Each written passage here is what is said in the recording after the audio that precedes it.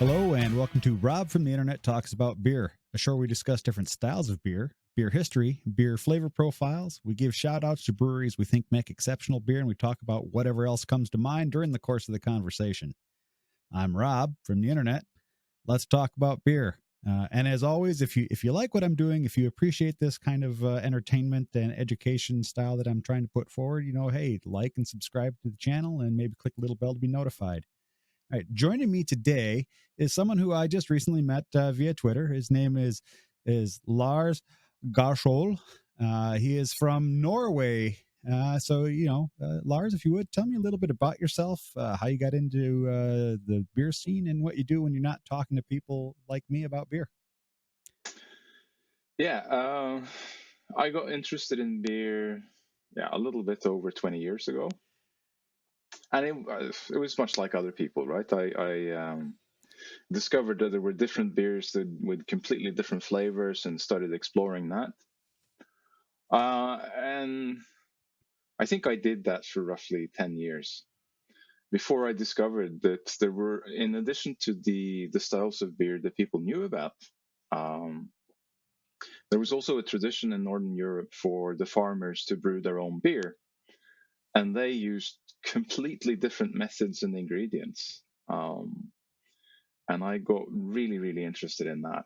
So I ended up really diving deep into traditional farmhouse brewing and ended up quitting my job and becoming a full-time author on the subject. Excellent. Yeah. Now you've got a book I saw on your blog. You've got a book that's coming out in April on traditional Norwegian brewing methods, right? Is that what it's on? I mean, I don't speak Norwegian, and looking at the cover, that just kind of looks like that's what it says to me. Yeah, that is what it's about. We're hoping that there will be an English translation as well. There's a publisher looking at doing that, but it's really about surveying in detail all the different ways that people made beer in Norway and where they did it and what the regional variations are and so on. Excellent. I've got a pressing question that I have to have the answer to. There's a raging debate here in the States about how you pronounce the word for yeast. Now I say kavik, other people say kavik. So I'm just wondering, what's the actual proper pronunciation? Okay, so the general Norwegian word for yeast is gjær. Okay. So it's a completely different word. But in some places in Norway, the dialect word for yeast was kveik. Kveik. Okay. So it is. Yeah, and I thought that was how it was, but you never know. Being a North American bred white boy, I don't know how to pronounce a lot of that stuff. It would take a lot of doing to learn the pronunciation rules for all the European languages. Right. Let's dive in. Okay, yeah. Let's dive in and let's start talking about farmhouse beers of Norway. So how do they differ than, say, farmhouse ales on a general scale? Farmhouse ales of like Europe, like your saisons and things like that. What's the major difference? Well, they have almost nothing in common. Great. And the Norwegian ones were made in many different ways as well. But one thing that was common was to use juniper branches. You would steep juniper branches in hot water, and then you would brew the beer from that, a juniper infusion, basically. And then, the variation is just crazy. People would brew from rye, from barley, from oats. They would mix it. There was a million different ways of making the malt. A whole bunch of different brewing processes and a lot of weird herbs, and it's almost like asking, how is beer different from wine and how do you make beer? Well, the question is too big to answer. Really. Okay. Hey, no, that's a fair answer. I mean, if the styles are that different. I know I was looking, we were talking just right before I got started recording here. I was talking to you about, I'm looking at brewing. I'm going to butcher the name again, Cornell. And the thing that interested me about that was I've seen 3 different recipes for it, and none of them actually boil the wort. So it's just it's steeped and then fermented, which I found very interesting. Do you know why the reason is that that style in particular they didn't boil? They just steeped it. Was it just how it was done, or was there a reasoning behind it? Or There is a deeper reason, and the reason is really the historically metal kettles, and especially the ones that are big, like you would typically use in brewing, were extremely expensive. So, like in the Middle Ages, it would cost you 2.5 cows for one of these kettles, and most of the small farmers would have 1 or 2 cows, so a kettle was just out of reach. And this is something general. So most people originally brewed beer without kettles, and then obviously you're not going to boil the wort. And so what happened was the kettles became more common, and then a lot of people started boiling the wort, and these people never did. So it's kind of historically boiled beer is kind of the exception. Although of course now it's normal, but over the long run of history, that's the unusual thing. I did not know that. See, it's things you learn when you ask about styles of beer. That's one of the things that I find really interesting about beer is the wide array of styles and way that things are done. Oh, it looks like my computer is acting up. Let me try something here. Let me adjust the settings here for a moment. Okay. All right, I actually turned the video off. So I think our it should have switched it automatically. You should still see yourself, but you shouldn't see me. I turned on low data mode for whatever reason. Things were getting kind of skipping, but anyway, we can continue talking. So traditionally, I mean, from what you just said, that the boiled beer is the exception and not the rule. And now that is obviously that's switched with modern methods. Yeah. So in going back to your book, you discuss a few different styles of beer in your book, I assume, because there are several different variations of beers. Can you maybe do just a shallow dive into the different styles of Norwegian beers? Sure. So historically, the variation was crazy, and there were huge differences even over small distances. But with time, now that there's much fewer brewers, there are kind of 3 clear styles that have sort of appeared. And if we take them south to north, in southwestern Norway, there is a style that they call heimabrygg, which just means homebrew, where you use juniper branches, pale barley malt. You do a normal infusion mash, and then you boil the wort for 4, 5, 6, 7 hours. In fact, they typically boil away half of the water, and then they ferment with this kvike yeast that you mentioned. So yeah, that is a quite unusual style of beer as well. Yeah, I mean, boiling off half the water would make the wort really thick, wouldn't it? Yeah, that's the idea. So, when you do the mash, you mix the malt with the hot water, or juniper infusion in this case, and then when you start running off, as you run off more and more wort, the stuff that you're running off contains, less and less sugar as you go, and eventually you stop because you don't want to dilute the wort too much, or you get a weak beer. But there's still sugar left, right, in the malt. And so what they do is they figure that, well, in in my kettle, I'm going to keep adding sugar as I run off even more, even though I'm diluting stuff. But I can solve that by just boiling out the extra water. So it's actually a savings method. Hmm. That's pretty interesting. That'd be an interesting beer style to try and replicate. I'd be interested to see, what the wort looks like when it's been boiled down, and even what the flavor profile changes to when you take out that much water. It does cause changes, so you get Maillard reactions that turn it sort of dark brown reddish when Yep. you really boil for a long time, and you do get very clear caramel flavors as well. So it can be a very interesting style, especially when you then combine it with the juniper and kind of orangey flavors from the quake. Yeah. Awesome. And you said that's from the Southwest region, correct?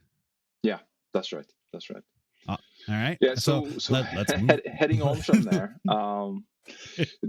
This area, the north border of this area, is the biggest glacier in continental Europe. There's a really massive mountain barrier, and then when you get to the other side, that's where they make kornøl that we talked about earlier, which is made the same way, except you skip the boil completely, and the quakes that they use are different. Okay. And that ends up being a completely different beer because raw ale just tastes different. There's really that's a very very clear flavor difference that you get basically, and also their quakes tend to be more on the tropical fruit side. So Okay. there might be a little bit of pineapple and some stuff like that going on. Pineapple and juniper would be a kind of an interesting flavor combination. Yeah, yeah.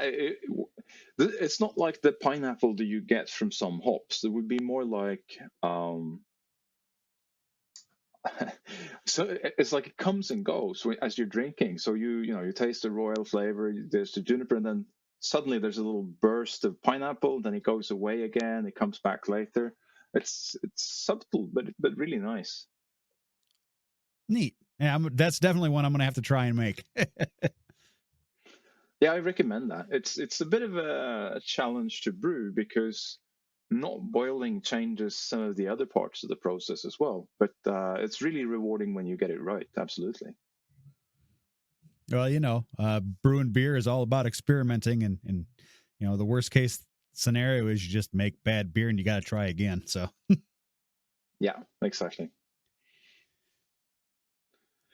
Yeah, awesome. and then heading north from there, we get to central Norway, where there's a region where people, when the farmers were making their own beer, they were using their own grain, so they also had to make the malts themselves. And in this region, they never stopped doing that. So they actually have a special house, a malt kiln that's dedicated to making their own malts. And this produces massively smoked malts because you dry the malts by letting you burn older branches, and the heat and the smoke goes up through planks with thousands of holes in them, and the malt is on top of that.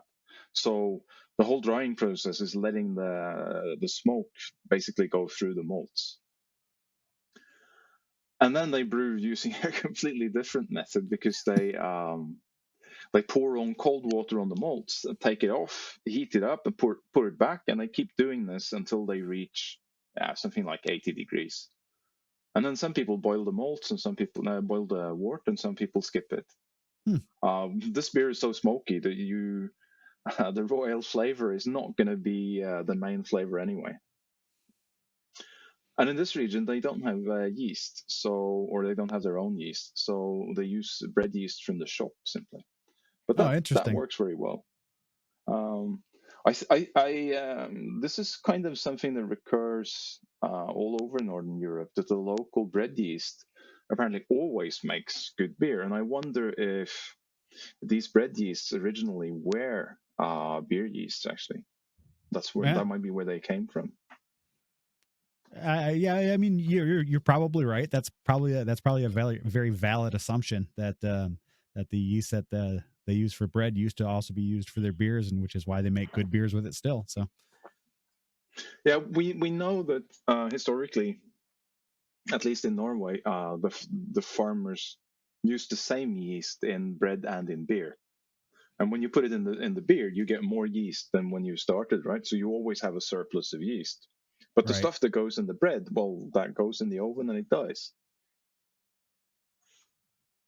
Yeah, so you make beer to get more yeast to make bread. There you go. Yeah, yeah, pretty much, pretty much.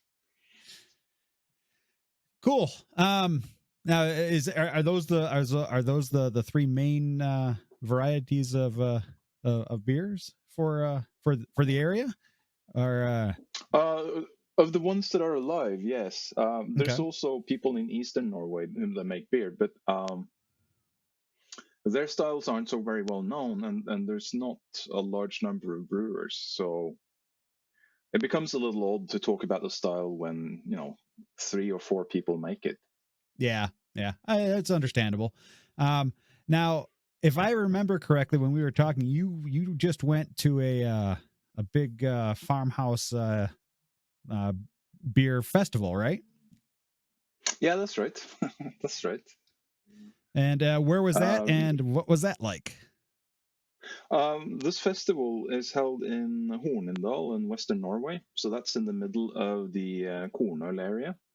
So that's one of the places where that might be the place in Norway where the most people have their own yeast that they've been reusing for decades.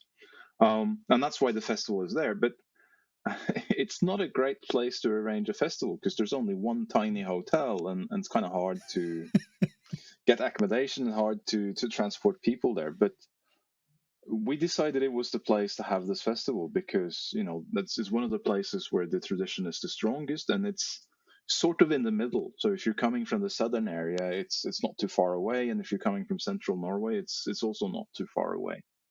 So at this festival, home brewers and also traditional farmhouse brewers show up and serve people their own beer, answer their questions, talk to them. Some of them bring their kvike and give it away.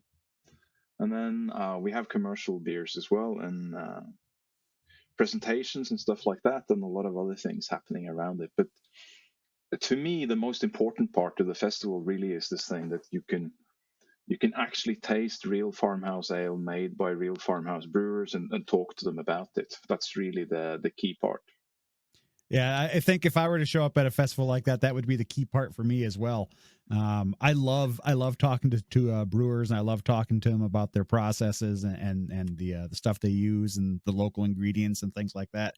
I think it'd really be right up my alley. And it's actually, since we talked about it originally, it's actually on my list of places I'd like to try to get to in the next few years.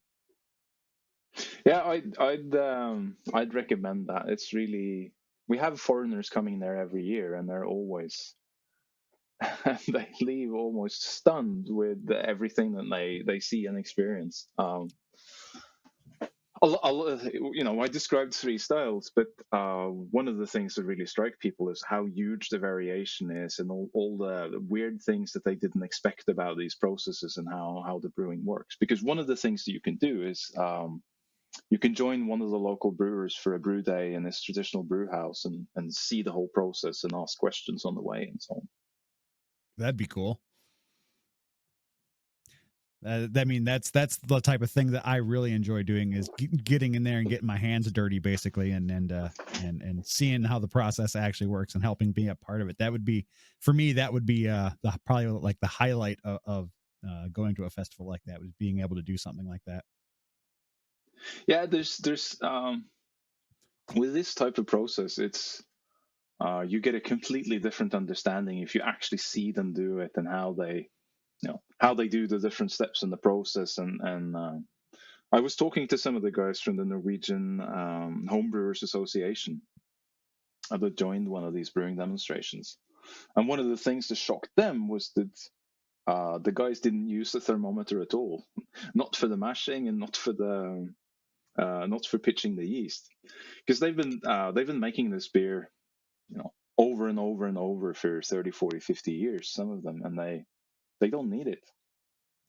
It just strikes me as so odd because, here, like, well, with commercial brewing and with brewing in general in North America, at least, temperature control is like the thing that they're always harping on. They're always like temperature control.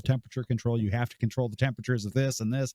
And, and for people to just be able to eyeball that and just know, yeah, it's about the right temperature now, that's just amazing to me. Yeah, there's all sorts of ways that people do this. When I was in central Norway, there was one brewer who was using this, the circulating process, and he said, "I know we hit 80 degrees when the crack in the concrete around the kettle expands." Because he'd experienced that many times. And when we were in Finland, they were putting the mash in the kettle, and he said, "Well, when the mash sort of shoots up from the bottom and spreads out on top, I know we're at 80 degrees." And it happened. He said, "Yeah, now it's 80 degrees." And we took out the thermometers and we checked, and now it's 81. I mean, being able Good to enough. say, yeah, being able to say something is within 1 degree of the intended temperature without a thermometer is pretty darn impressive. It works, basically. Excellent, excellent. So, um, you said you quit your job and became a professional author. What did you do before you were writing books about traditional beers?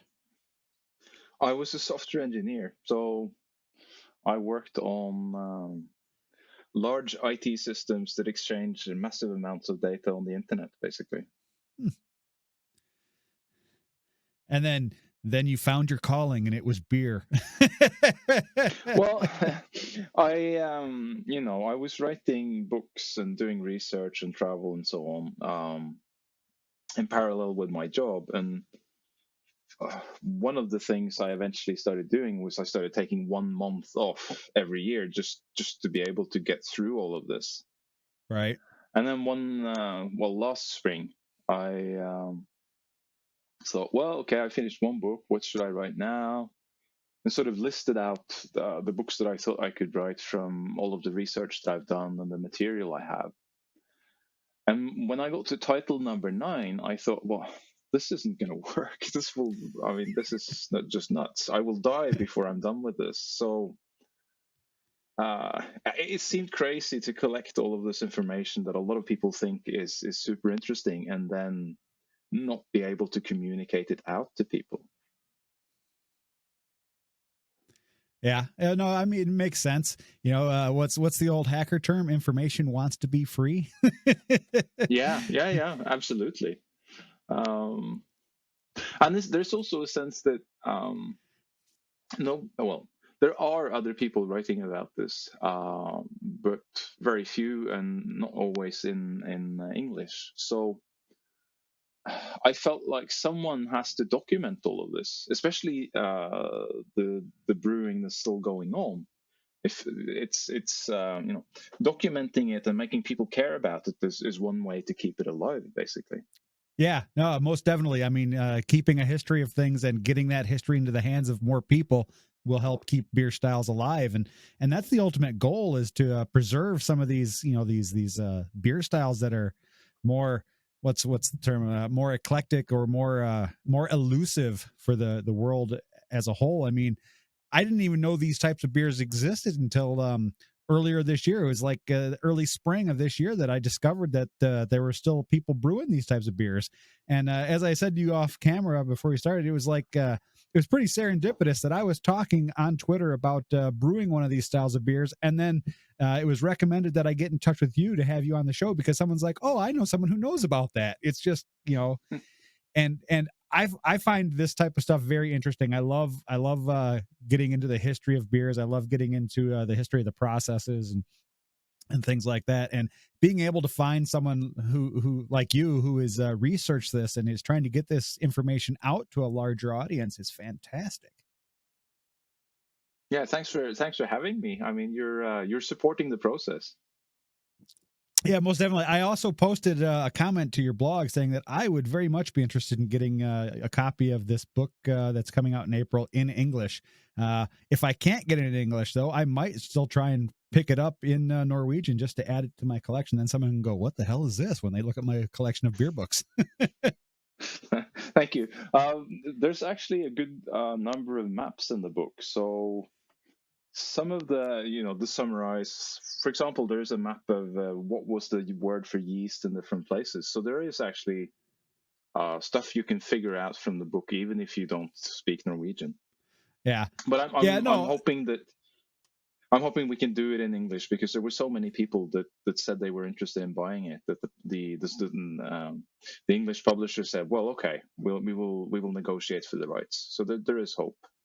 Oh yeah, that's awesome. I hope it does. I mean, like I said, even if it doesn't, though, I'll probably end up picking it up just to have it, just so I can to add it to my collection of books. And I'm not like a huge collector of beer books, but when I find books that are interesting about the subject, I try to pick them up, so that, like, even if I couldn't understand the language, I could probably I could probably use Google Translate to copy and paste information in and figure out what it is that things are being said if I find something that looks interesting, like the whole section that you've got on yeasts and things like that in the book. So Yeah, you probably could. I do the same thing, especially because books about farmhouse brewing there's not a lot of them, and the information just isn't anywhere available anywhere else. So I have books on farmhouse brewing in Lithuanian and Latvian and Estonian and Finnish and so on, which of course, awesome. yeah, which of course is a bit tricky to deal with. But I did actually manage to pay to have one of them translated into English so that I could read what it was saying. That's Don't think.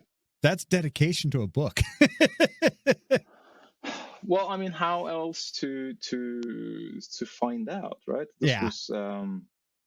This was a book about Lithuanian farmhouse ale, and there just didn't seem to be any other way. And interestingly, when I got this into English, there were a lot of footnotes which I now could understand. So I was able to pick those up and get volunteers to translate that stuff for me as well. So that turned out to be a real door opener for me. That's cool. It's not something I would have thought to have done. It's like I'm not the type of person that if I had a book in a foreign language, I wouldn't be like, oh, I wonder if I could pay someone to translate this for me. It's one of those things that just wouldn't pop into my head.